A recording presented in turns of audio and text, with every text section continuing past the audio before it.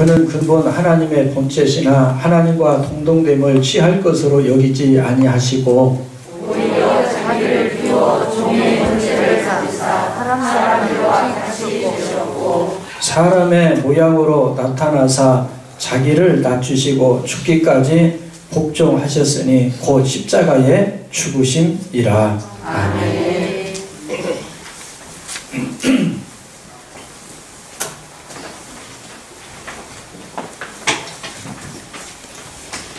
함께 교독한 말씀을 가지고 십자가의 죽으심이라고는 제목으로 말씀을 드립니다. 함께 은혜 받는 시간 되기를 바랍니다. 인간은 본래 죄 없는 존재로 태어났습니다. 그러나 아담의 범죄 이후에 죽음이 찾아오게 되었고 그 죽음은 인간 스스로가 극복할 수 없는 상황이 되었습니다. 예수 그리스도는 하나님의 아들이십니다. 예수님은 우리 사람과는 달리 성령을 통해서 이 땅에 오시었고 아담의 원죄에 오염이 되지 않으신 분이십니다. 또한 죄의 본성이 없으시므로 예수님은 죽으실 이유가 없으셨던 분입니다. 그러나 예수님은 우리를 사망의 자리에서 구원하기 위해서 십자가에서 죽으셨습니다. 예수님이 십자가에 죽으심으로 말미암아 우리는 죄의 사함을 받았습니다. 그리고 영생을 얻었고 구원의 반열에 쓰고 천국에 갈 수 있는 은총이 우리에게 주어진 걸 믿으시기를 바랍니다. 그러면은 예수님이 십자가에서 죽기 위하여 어떠한 대가를 치르셨는가? 오늘 이 시간 종료주일에 세 가지 말씀을 함께 나누면서 은혜 받도록 합니다. 첫 번째는 자신을 비웠습니다. 한번 따라합니다. 예수님은 자신을 비웠다. 예, 자신을 비우셨어요. 예. 7절에 보면은 이런 말씀이 나옵니다. 7절을 같이 읽습니다. 시작. 오히려 자기를 비워 종의 형체를 잡으사 사람과 같이 되셨고. 아멘. 여기서 비워라고는 말은 원어로 에케노센이라고 하는 말인데 통이 빌 때까지 그 안에 있는 것들을 쏟아내다 라고는 뜻입니다. 한번 저 말 한번 읽어볼까요? 자, 시작. 비워는 원어로 에케노센인데 통이 빌 때까지 그 안에 있는 것들을 쏟아내다 라는 뜻입니다. 예, 통에 어떤 물체가 들어있어요.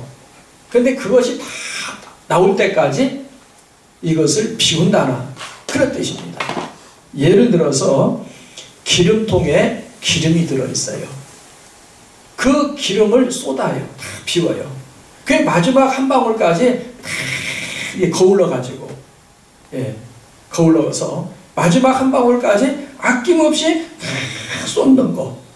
이게 바로 뭐냐? 원어의 에케노센이라고는 비우다라고는 뜻입니다.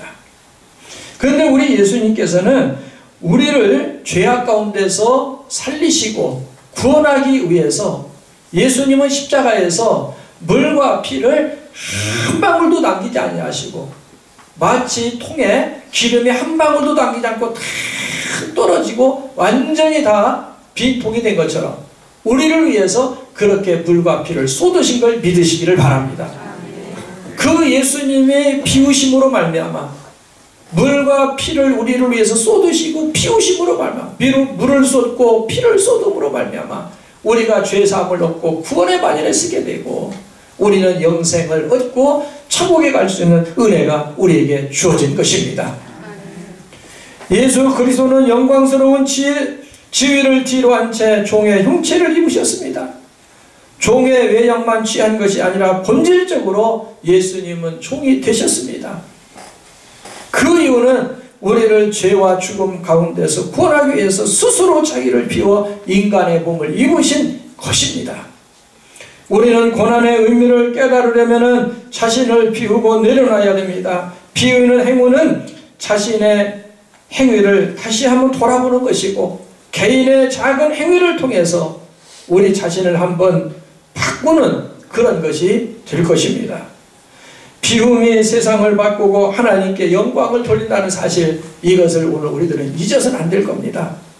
우리는 이 비움의 영성을 통해서 많은 것을 내려놓고 십자가의 주님을 따라가는 참된 그리스도인이 되기를 소망합니다.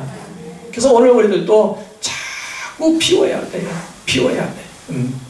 저는 말씀을 준비하면서 그런 생각을 해봤어요. 국악기, 여러 국악기들이 있는데 그 중에 그 속이 비어있는 국악기들이 있죠. 예를 들어서 입으로 부는 그 악기들 중에 필이라든가 퉁수라든가 대금이라든가, 또한 손으로 켜는 그러한 것 중에서는 뭐가 있나, 치는 것 중에서는 북이 있고 장구가 있어요. 공통점이 있어요. 속에는 어떻게 되어 있어요? 비어 있어요. 비어 있기 때문에 그런 아름다운 소리가 납니다. 만약에 장구를 만들었는데 속이 비어 있지 않고 장구통이라고 그러나요? 그게 꽉 차 있으면 그런 소리가 나지 않아요. 피리가 조만큼은 속만 뚫려 있으면 그런 아름다운 소리가 낼 수가 없어요. 대금도 마찬가지고요. 비어 있기 때문에 아름다운 소리를 내는 겁니다.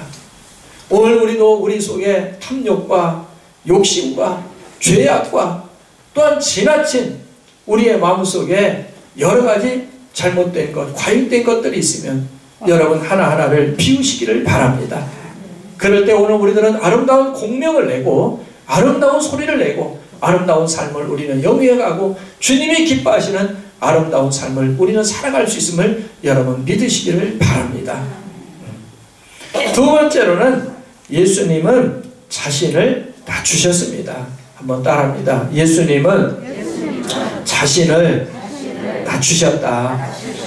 예수님 낮추셨어요. 자꾸 예수님이 자신을 높이신 게 아니라 낮추셨어요. 8절에 이런 말씀이 나와요. 8절을 보면은 자, 읽습니다. 시작. 사람의 모양으로 나타나사 자기를 낮추시고 죽기까지 고통하셨으니 곧 십자가에 죽으시리라. 아멘. 사람의 모양으로 나타났다. 하나님의 아들이에요. 아니 하나님이시에요. 그러신 분이 사람과 같이 되셨어요. 이것은 낮추심이 아니면 불가능한 일입니다. 낮추시고라고는 말은 이런 말입니다. 자, 한번 읽어보겠습니다. 시작. 낮추시고는 원어로 에페 노센이라는 말로 내리두르다, 겸손하다 라는 뜻이다. 내리두르다. 그게 자꾸 높아지려고 하는 것을 어떻게 했어요? 눌렀어요. 억제하고 자꾸 눌렀어요. 그리고 겸손하다, 그런 뜻이 있습니다. 하나님의 아들이신 예수 그리스도께서는 영광스러운 몸이 아닌 비천한 인간의 몸을 입고 이 땅에 사람으로 오시었습니다. 이는 겸손의 모습이고 겸손한 자의 모습을 우리에게 보여준 사건입니다. 본래 인간의 위치는 땅 흙바닥입니다. 그런데 자꾸 사람들은 올려가려고 합니다. 욕심을 부리고 다른 사람 위에 군림하려고 합니다. 오늘 우리들은 그러한 마음들을 억누르고 내려놓아야 하리라고 믿습니다. 그리고 주님께서 나를 따라오려거든 자기의 십자가를 지고 따라오라고는 이 말씀을 우리 마음속에 품고 주님을 따라가는 우리들이 되어야 하겠습니다. 이로 인하여 어려운 문제들이 생길 수도 있습니다. 그러나 그 모든 문제는 하나님께 맡기고 우리는 겸손의 영성을 가지고 예수님을 닮아가는 자가 되어야 하겠습니다. 성경을 보면은 하나님은 겸손한 자에게 은혜를 주신다고 말합니다. 그러나 교만한 자는 물리친다고 말씀합니다. 여러분 겸손하시기를 바랍니다. 그래서 하나님께서 은혜를 주시고 하나님께서 사랑해 주시고 돌봐주시고 은총을 베푸심을 믿으시기를 바랍니다. 성경 이사야 66장 1절에 보면은 하나님은 겸손한 자를 돌보신다고 말씀하고 있습니다. 한번 저 말씀 읽습니다. 자, 시작. 나 여호와가 말하노라. 내 손이 이 모든 것을 지어주므로 그들이 승리하리라. 무릇 마음이 가난하고 심령에 통회하며 내 말을 떠들어하느라 그 사람은 내가 부르니와. 아멘. 나 여호와가 말하노라. 내 손이 이 모든 것을 지었다. 그들이 그래서 생겨났다는 하나님은 창조의 하나님이십니다. 무릇 마음이 가난하고 심령에 통회하며 그리고 내 말을 듣고 떠는 자, 겸손한 자입니다. 낮아지는 자입니다. 그 사람을 내가 뭐 한다고 그랬어요? 돌본다 그랬습니다. 여러분, 하나님이 돌보는 사람이 되기를 바랍니다.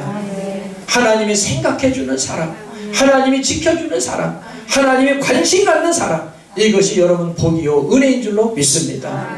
이 종려주일에 오늘 우리들은 하나님으로부터 그런 은혜를 누리기를 소망합니다. 세 번째로는 예수님은 자신을 복종시켰습니다. 8절에 보면은 사람의 모양으로 나타나사라고는 말씀이 있어요. 자기를 낮추시고 죽기까지 우리 예수님은 뭘 하셨느냐? 복종을 하셨습니다. 복종을 하셨어요. 예수 그리스도는 하나님의 뜻을 쫓아 자기 몸을 십자가의 제물로 주심으로 인간의 죄를 사하여 주셨습니다. 십자가의 죽음은 하나님께 대한 순종의 크라이맥스입니다. 예수님께서 스스로 십자가에 달리신 것은 하나님께 대한 철저한 복종의 표현이라는 사실을 우리는 잊어서는 안 될 것입니다. 예수님은 죽기까지 복종하심으로 하나님의 뜻을 따랐습니다. 우리에게도 이 복종을 지금 요구하고 계시다는 것을 여러분 기억하시기를 바랍니다. 우리가 예수님을 믿고 예수님을 따르는 것은 내 자신에 있는 내 자아를 죽이고 그리고 내 자신을 부수고 예수님을 따라가야 됩니다. 이 자에게 하나님은 영생이라고는 은혜를 주시고 천국을 보장해 주신다는 사실을 여러분 믿으시기를 바랍니다. 예수님은 그런데 복종하는데 어디까지 복종했느냐? 한계선 어디까지였느냐? 죽기까지 복종했다 그랬어요. 십자가에서 죽기까지도 복종했다 그랬습니다. 오늘 우리도 예수님의 이 복종을 우리도 배우고 닮아가려고는 믿음의 성도가 되기를 바랍니다. 유럽에서 패스트가 창궐할 때의 일입니다. 패스트. 지금 우리 코로나하고 유사한 병입니다. 패스트라고 하는 병은 그 들쥐, 야생쥐, 벼룩이 생겨서 사람에게 감염이 되는 병입니다. 그런데 코로나하고 유사해요. 가슴이 막 아프대요. 통증이 온대요. 그리고 기침을 하고 그리고 호흡이 곤란하고 그러고 이제 이게 심해지면은 이제 폐결핵이 오고 결국에는 이제 사망을 하는데 AD 430년경에 아테네에서 인구 4분의 1이 죽었습니다. 엄청나게 큰 패스트의 그 죽음에 공포의 사람들을 떨어야 했고 실제로 죽어갔어요.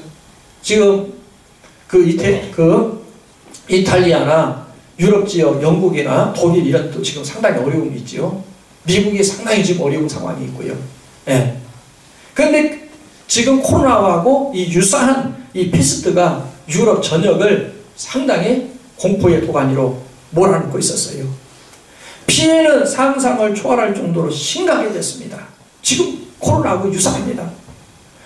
그 중에서도 프랑스가 아주 상당한 어려움을 겪고 있었습니다. 프랑스 마르세유의 패스트가 급속도로 번져 삽시간의 도시가 죽음의 도시처럼 변해가고 있었습니다. 의사들은 속수무책이었습니다. 긴급하게 모인 의사들은 패스트를 어떻게 극복할 것인가 의논을 했습니다만 뾰족한 수가 없어요. 그때 당시에 의학으로는 어떤 방법이 없습니다. 그들은 결론을 내기를 우리가 이 패스트를 잡기 위해서는 결국에는 어떤 의사인가 한 사람이 희생을 치러야 된다. 그 희생은 바로 뭐냐?